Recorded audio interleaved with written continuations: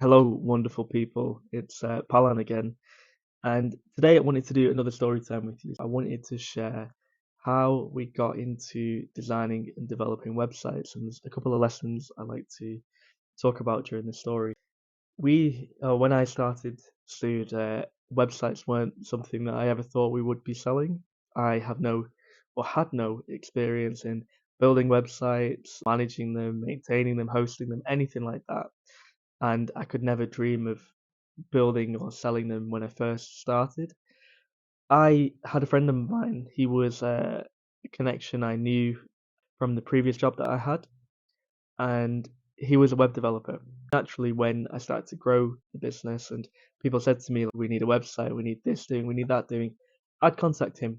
And we were on the same wavelength. We both young business owners and a bit over our head in terms of growing a business and doing a lot of the work we were doing.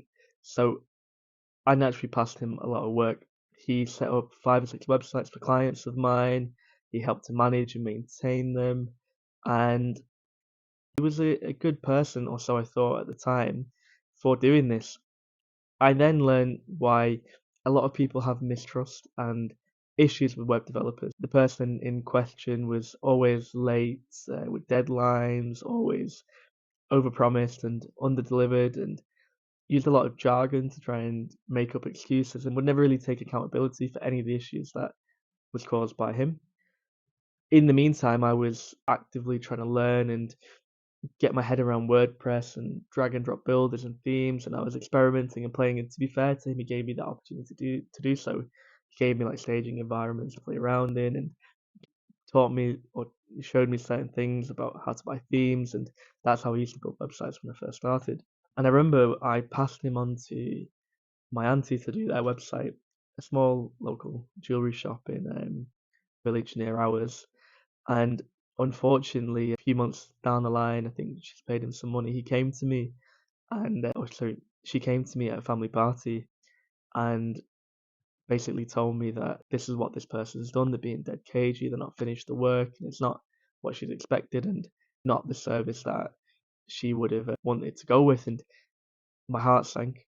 I've recommended this person not to just a contact, but to, what someone I consider to be family, and this person's let them down in such a huge way. And for them, it was obviously a lot of money, and now in the grand scheme of things, it wasn't a lot of money for what we charge or what websites are worth. But at the time, I thought that was a lot of money, and I can't describe that feeling I had at that party. And as soon as I went home, I went onto my laptop and somehow figured out how he was doing the hosting, all the domains we controlled, thankfully.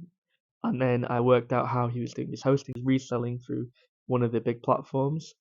And I managed to do that through an IP lookup, I think, where I put something in and it spat out the name servers, and then Googled the name servers. And this is all tech speak. But basically, I did a lot of detective work and I found out where he was hosting these websites. And I made an account there and asked the support, how do I go about transferring it over? And they helped me with the process. And that's when I kind of learned how to do website transfers, work with DNS and domains. And I wasn't by any stretch of the imagination amazing at it. I made a lot of mistakes and I did a lot of learning in the first year of doing websites, but it was something we never could have dreamed of in terms of that push to build websites was essentially because of a negative experience. If we hadn't have had that negative experience, or I haven't have had that negative experience, I can't say for sure that we would have got into selling websites in particular, and that would have been our biggest opportunity in terms of growth. There's a couple of lessons and things that I wanted to highlight and unpack about that story. And the first one is never necessarily be too trusting.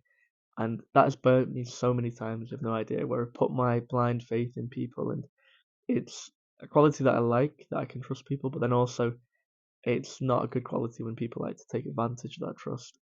And question things, and don't be afraid to ask a stupid question, and really trust your gut. And if your gut says something is wrong or off, typically it will be off.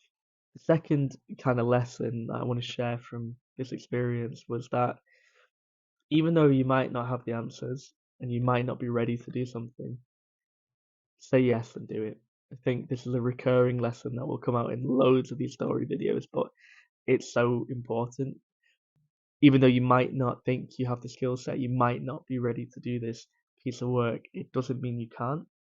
And there will be people that can help you. And if you search hard enough, and we wonderfully live in a time with ChatGPT and AI, and still Google search is fantastic, and YouTube tutorials and courses online. So anything is possible. You just have to put your mind to it. And if you are determined to learn, you will learn.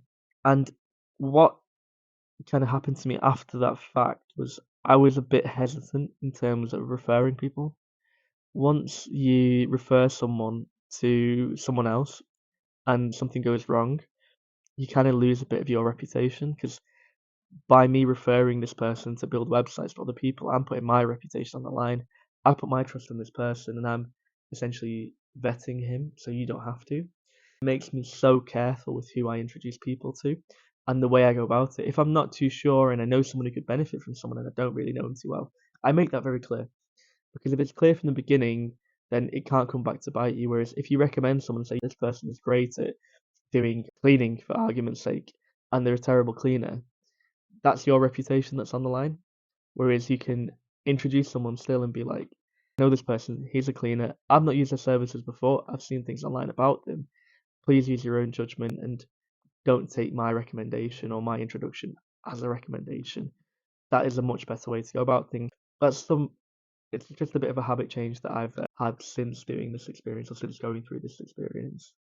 And there's always, I feel like I've rambled on, but I hope you found this story time interesting. And for me, it makes me, it's a good way to resonate and it's a good way to reflect on where we've come because that was around 2 years into the business that we decided to do websites. And now it's arguably the biggest service that we deliver for clients. And it led to me creating a new company, Baruco, which does the hosting, maintenance, and domains.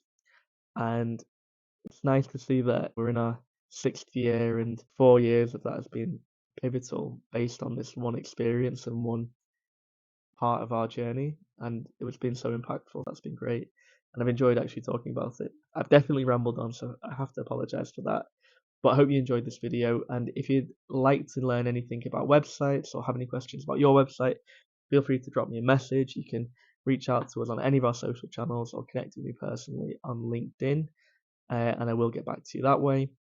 And if you'd like to learn something specific, you have any questions around websites, socials, any of my lessons, and anything that you want to know as a business owner or someone in the working world, feel free to leave them in the comments below and we shall get back to you. Thank you. Take care.